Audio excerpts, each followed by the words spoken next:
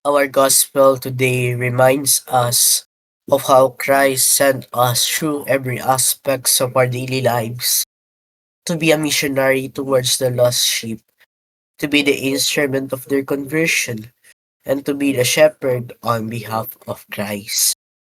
Sometimes we need someone whom we can rely on, someone who can help us grow in our daily lives, someone who can help us go back to Christ to be the healer of others. Maayong adlaw sa tanan. Ako si Padre Bodek Manato, usa ka pari sang Archdiocese sang Cebu nga na-assign kanato as Chancellor kag Resident Priest sa Minor Basilica of Santo Niño de Cebu.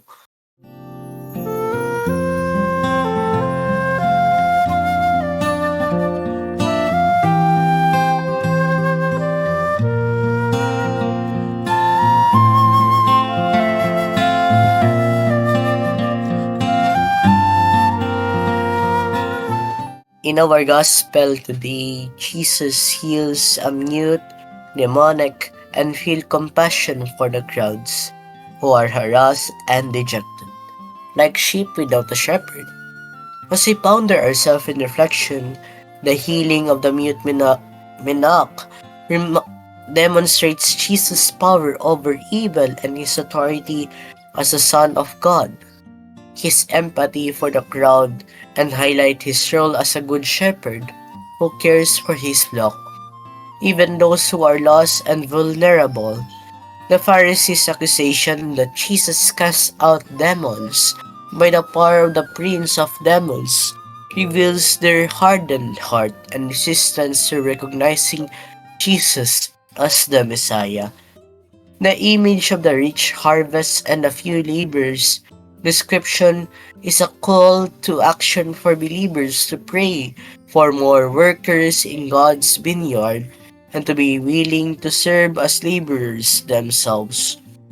Our gospel challenges us to be missionaries. For example, is looking for opportunities to share your faith with those you encounter.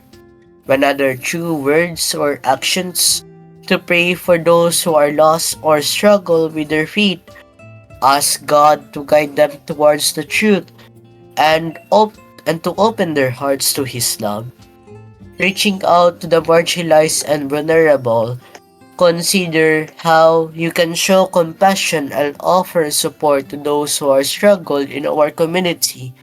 And lastly, pray for more vocation to the priesthood and religious life.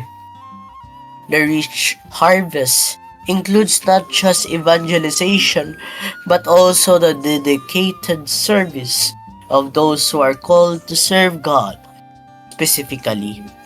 Let us aspire to serve our brothers and sisters and as instruments of the gospel and be hope to those who are vulnerable and marginalized. Amen.